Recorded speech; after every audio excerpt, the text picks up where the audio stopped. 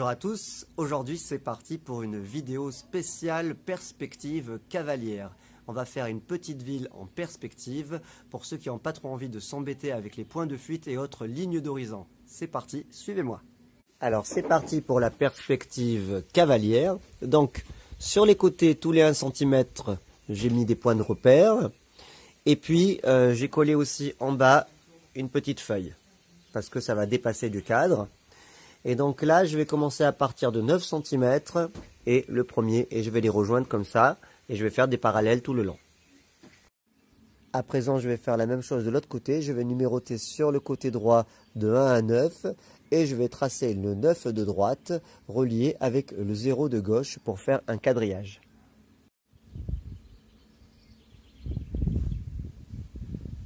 Donc je fais tout en parallèle puisque les autres s'arrêtent plus haut.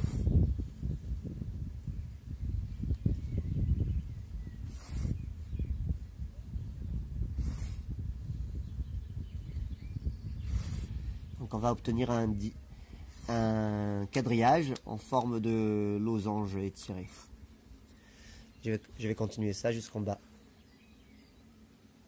Petit conseil pour tracer, toujours placer sa règle en dessous du point que l'on veut tracer et laisser l'épaisseur pour la mine. Aussi tracer plutôt du côté où la règle est surélevée.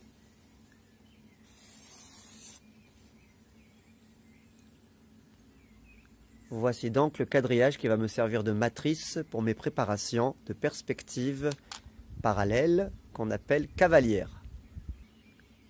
Afin de ne pas avoir toujours besoin de le refaire, je peux décider, comme je vais le faire maintenant, de travailler sur un calque. C'est à vous de voir.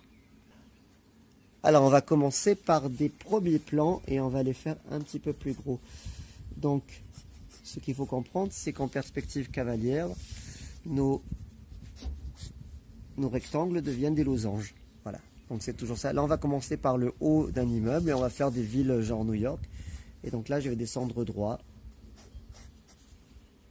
Voilà, donc j'ai un premier plan. Je vais quand même donner des impressions de profondeur en faisant des premiers plans plus grands que les seconds plans. Et donc le quadrillage que je vois par transparence va me servir de matrice. Alors pour les immeubles, je peux simplement les faire comme ça, voilà, avec des verticales et des horizontales. Donc vous voyez que là ça m'aide vraiment pour me guider. Hop. Et là, donc je reprends bien mes angles. Donc là, je fais un immeuble vraiment basique, avec des fenêtres rectangulaires. Il en existe comme ça. Hein. Voilà, donc ce qui est important, c'est de toujours suivre ces parallèles. D'ailleurs, là, je me suis trompé. Voilà, ce qui est important, c'est de comprendre aussi que quand la fenêtre s'arrête ici, qu'elle reprend au même endroit. Pas avoir des erreurs où vous faites commencer la fenêtre plus haut que là où elle a terminé. Donc ça, vous avez vos angles. Donc là, je vais faire quelques immeubles comme ça qui sont en premier plan, qui ne terminent pas puisqu'en fait ils sont face à nous. Et puis on va en faire des plus petits qui vont être au deuxième et au troisième plan.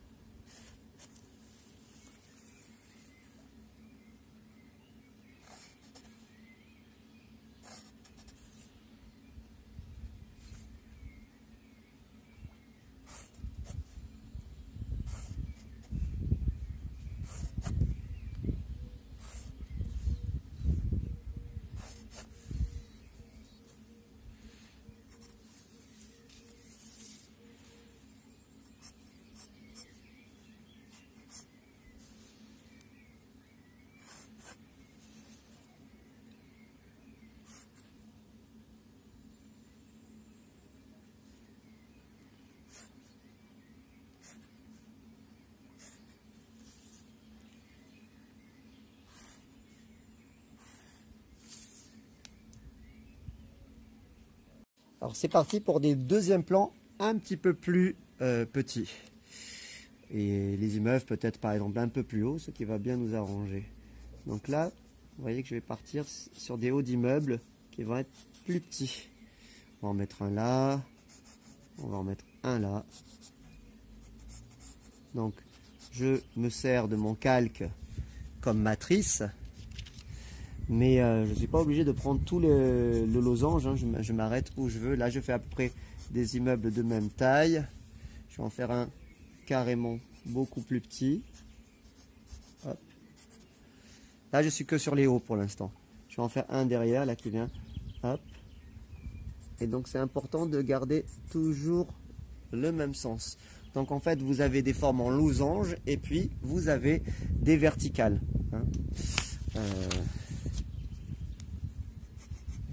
Par contre ce qu'il est important de penser, c'est de commencer par le bas. Parce que vous allez avoir une perspective qui va avoir ses premiers plans. Donc on commence pour ne pas se tromper, pour être sûr, par nos premiers plans, ce qui va nous permettre de bien placer nos immeubles, sans se tromper. Voilà. On commencera toujours par les lignes du bas. Donc là maintenant, je vais tout simplement les descendre. Hop. Et je les fais s'interrompre par les immeubles qui sont devant eux.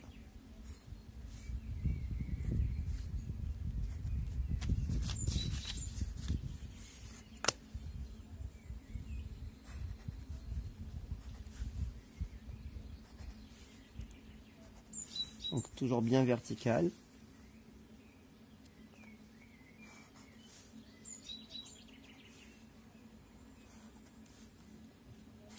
Hop.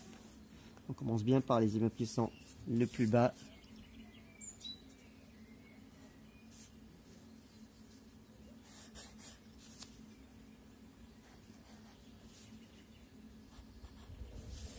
Voilà, donc ensuite charge à nous de remettre les fenêtres. Je vous en montre. Donc là on va partir sur des fenêtres plus étroites pour donner bien l'échelle. Voilà, on a diverses formes, hein, c'est à nous de voir.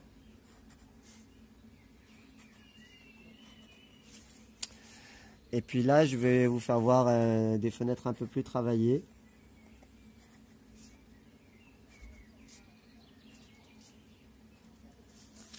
Donc, par exemple, je peux le diviser en 3.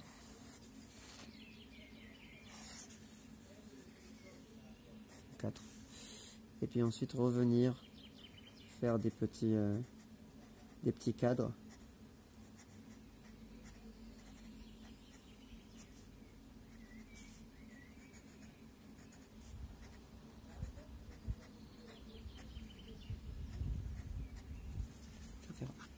Voilà l'erreur. On sait bien l'immeuble qui est devant, etc. Donc moi je ne fais pas tout voir pour l'instant. On verra après.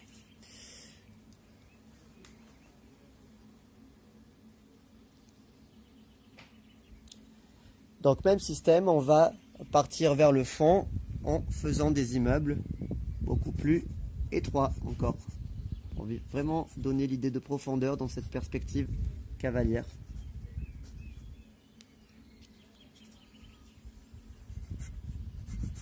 Vous voyez qu'on est à peine plus gros qu'un losange.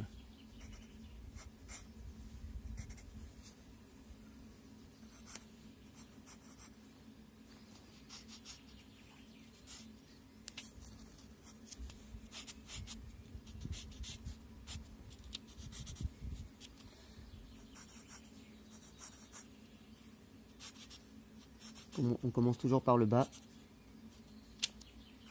On descend.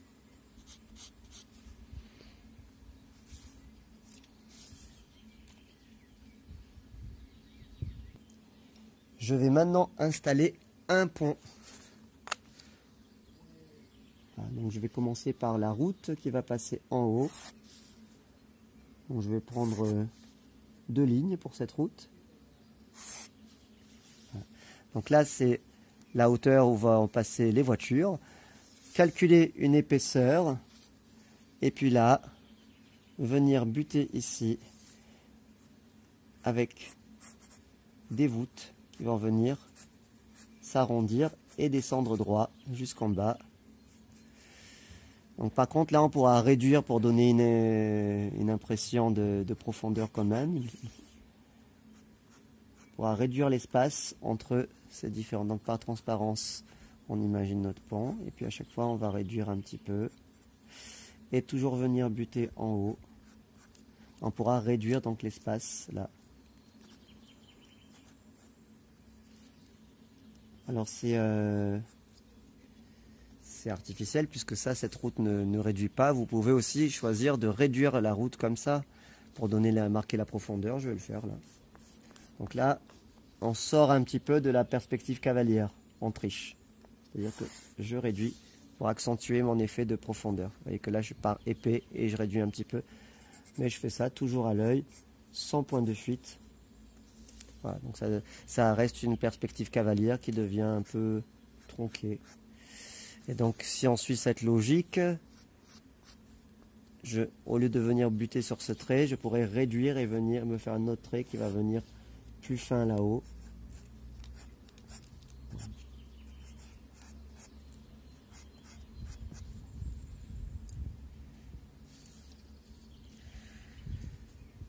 Donc, hop. Une fois. Donc voilà, on fait notre voûte, qui est un ovale. Hein. Puis j'ai dit que je faisais plus court.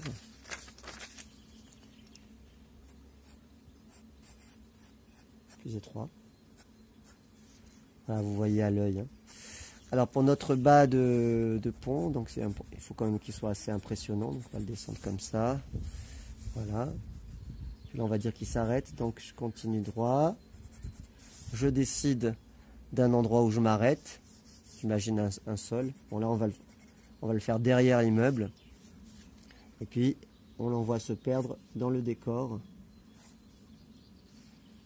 Hop.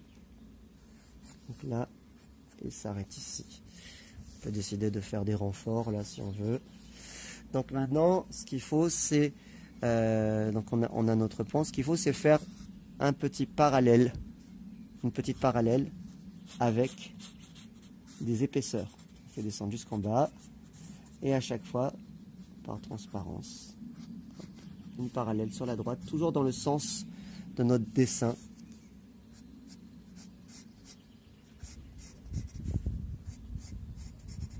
Voilà. Donc là nous avons un pont. On peut décider au milieu de faire des verticales et suivre notre parallèle et puis monter verticalement pour faire un endroit, alors on va aller en face, un endroit qui supporte le pont. Donc on va aller comme ça par exemple. Tac. Là on va monter. Ici on peut dire qu'en bas ça s'arrête par des ellipses. On met une épaisseur. On revient vers nous. On descend. C'est un endroit qui supporte le pont et là il y a ces ferrailles qui descendent là.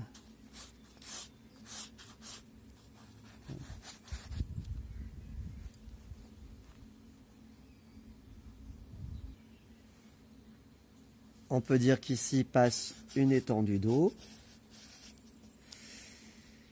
Voilà, étendue d'eau avec peut-être une plage,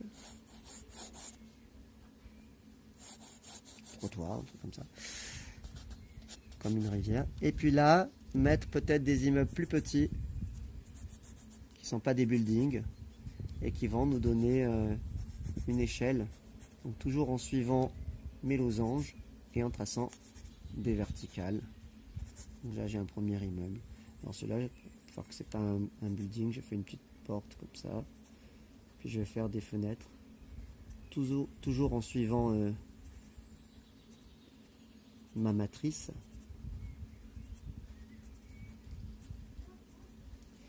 Et donc je me prends mes points de repère ici, très légers, pour me permettre d'aligner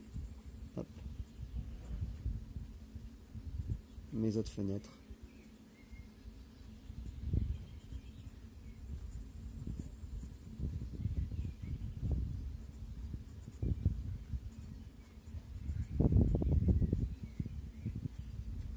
Sur le côté.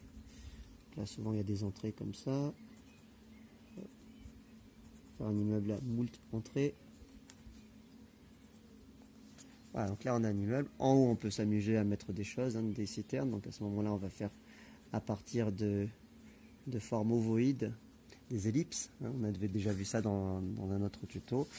Là, bien entendu, il faut faire un autre trottoir. Et puis, on va le faire plus fin pour marquer notre perspective. On va le faire plus étroit que celui-là. Donc d'autres immeubles, donc même principe, même si les immeubles sont plus petits, c'est qu'on commence par les immeubles qui sont au premier plan.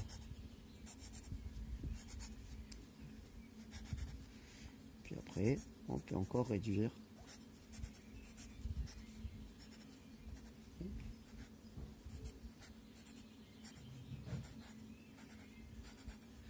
Voilà. Donc on a une belle perspective là, dans un type de ville américaine, avec nos premiers plans, nos deuxièmes plans, nos troisièmes plans, et puis nos plans plus lointains. On s'est même installé un pont.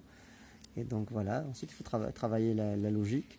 Donc si la mer, enfin la mer ou le lac est derrière, il faut le faire continuer. Voilà.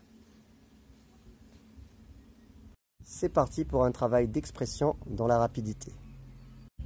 Nous allons voir maintenant des techniques scénaristiques pour faire un découpage et exploiter dans une planche de bande dessinée ce que nous venons d'apprendre en perspective cavalière.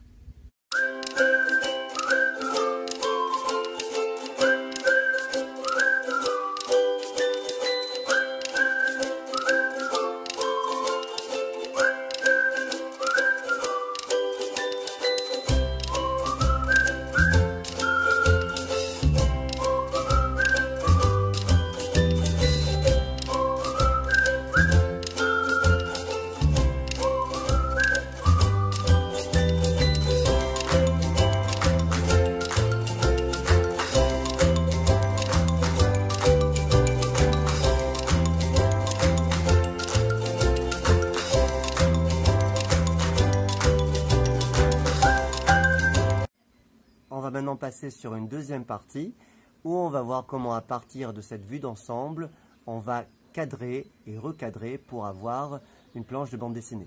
Voilà donc pour la première vignette, vraiment un simple recadrage. Ce jour-là, Popol le Glauque nous avait fait nous évader avec un fond blanc. Voilà, donc maintenant on va voir ce qui se passe et où ça se passe. Donc on peut simplement encore se rapprocher avec cette vignette là et puis donc se dire que l'histoire se passe dans ce camion. Donc vous voyez que là l'action se resserre et donc c'est parti pour la décalque de ce camion. Puis on va, en même temps que je fais ça, j'imagine qu'est-ce qui va pouvoir se passer. Bah, peut-être qu'ils sont derrière une soute, un faux fond ou quelque chose dans des marchandises, tout ça. Et peut-être que là, il y a une moto qui arrive et peut-être que cette moto, eh bien, c'est quelqu'un qui est au courant, par exemple un policier qui a eu par un indice une information comme quoi il serait peut-être dans ce camion et qui va les rattraper. Voilà. Donc là, c'est vraiment l'image qui m'inspire le scénario au fur et à mesure que je le fais. Hein. Vous pouvez me faire confiance, c'est pas du tout prémédité. Donc, on va faire ça.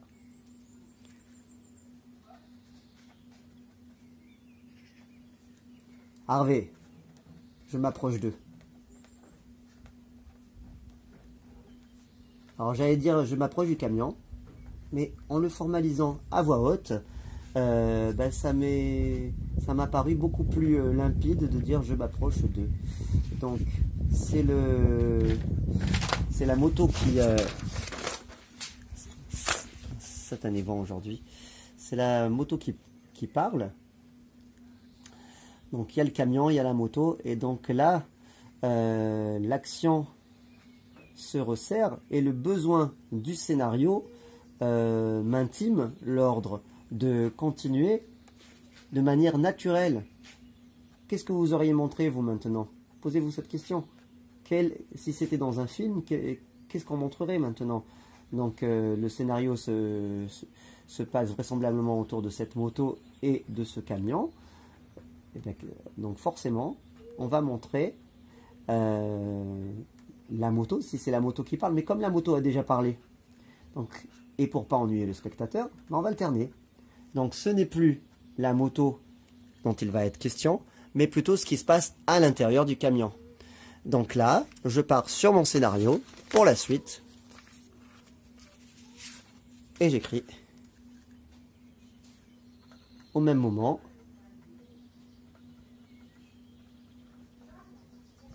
Alors j'allais dire à l'intérieur du camion, mais comme j'y pense dans ma tête, au même moment, dans le camion. Il faut vraiment aller droit à l'essentiel. Tout ce qui n'est pas essentiel gêne. Voilà, tout ce qui est superflu gêne la narration et donc nous intime l'ordre de ne pas le mettre. Donc, au même moment dans le camion, donc là, au même moment dans le camion, on va voir qu'est-ce qui se passe à l'intérieur du camion. Donc, je suis en perspective cavalière, donc je vais continuer à le faire en perspective cavalière. Donc, puisque là je suis sans filet, je commence d'abord à faire un petit tracé au crayon. Donc, vous rappelez nos fameux losanges. Donc, si je continue mon losange est là, une verticale. Donc là, on est à l'intérieur du camion. Pour faire voir que c'est l'intérieur du camion, je fais la porte, je mets une charnière et je laisse apparaître. Voilà, donc ça c'est l'intérieur du camion. Pour qu'on voit que c'est un camion de marchandises, ben, je vais faire à nouveau mes losanges et des marchandises.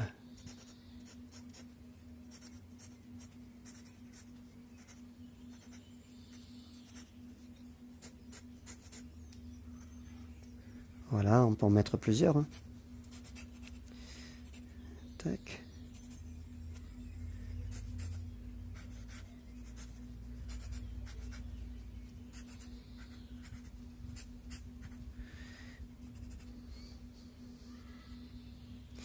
Et pour ménager un effet de suspense, je n'ai pas besoin de montrer les personnages.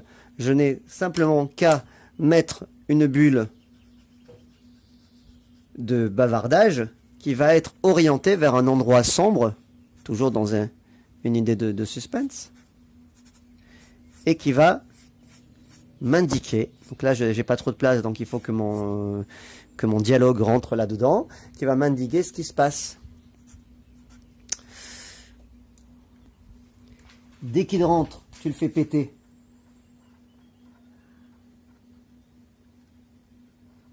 Dès qu'il ouvre, tu fais péter. Voilà, c'est un langage de prisonnier. On ne va pas parler en langage soutenu. Hein. Tac. Donc cette bulle qui va aller s'inscrire dans cette partie qui envoie faire... donc là c'est important qu'elle aille derrière la bulle. Hein. Donc on comprend qu'ils sont cachés. Mais le scénario qui se construit en même temps que le dessin se fait devant vous. Donc on essaye toujours de contrarier ce qui est attendu. C'est-à-dire qu'est-ce que je viens de vous dire, c'est que Harvey, je m'approche d'eux. Donc là c'est le policier qui parle sans doute par comment dire talkie-walkie par radio plutôt à sa base, à son associé. Donc lui il sait qu'ils sont là, mais eux, est-ce qu'ils vont se laisser surprendre? Ça serait trop téléphoné, si j'ose dire, trop attendu. Donc non, ils savent qu'ils risquent de se faire surprendre et ils ont prévu le coup. C'est-à-dire, ils attendent quelque part, puisque ce sont de gros pervers, que le policier arrive. Et donc là, au moment où il va arriver, ben, ce qu'il attend, c'est de la dynamite ou quelque chose comme ça. Donc là, pour donner ce suspense et pour donner cette ambiance, il faut que ce soit, et surtout c'est à l'intérieur, c'est calfeutré. Il faut que ce soit un maximum de sombre. Hein. Voilà. On voit ce qui se passe. On peut mettre des ombres portées de partout, etc. Il faut juste que ce soit explicite, qu'on comprenne bien que c'est à l'intérieur du camion. Au même moment, dans le camion, de toute façon, il n'y a pas de doute. Voilà, après, lorsqu'on travaille bien en propre, on peut bien faire ressortir ici la porte, etc. Donc là, tac, qu'est-ce qui va se passer?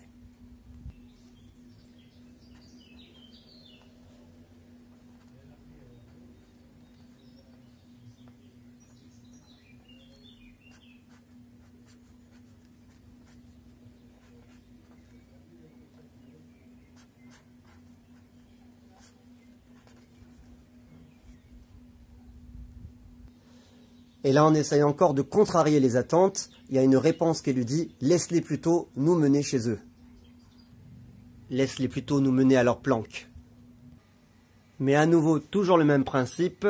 Le flic qui pensait s'échapper tranquillement, on voit que quelqu'un est complice avec eux, c'est le conducteur, et qui sort une calache et dit « Je vais le flinguer, ce bâtard. » Ou le fumier, on va voir. « Je vais le flinguer, ce fumier. » Et on se sert de la place qu'il nous reste pour donner des indications relatives au scénario. Transport, on voit qu'il y a écrit trans, donc ça va forcément faire penser à une marchandise de transport, toujours en logique avec notre case précédente. Et donc là, on va essayer de faire encore un ultime rebondissement, selon le principe de Hergé, qui publiait dans des feuilletons et qui à chaque fois devait avoir un cliffhanger, quelque chose qui va permettre d'attendre une semaine. Alors là, on va simplement peut-être avoir envie de tourner la page, mais c'est bien de garder cette impression d'unité de la planche et de cette envie de tourner la page. C'est ce qui fait que le spectateur va être pris dedans. Et la finale, putain, Jethro, Dan se vide de son sang. S'arrêter. Donc on a encore fait un rebondissement. Ils sont quand même obligés de s'arrêter, donc l'affrontement va peut-être vraiment avoir lieu.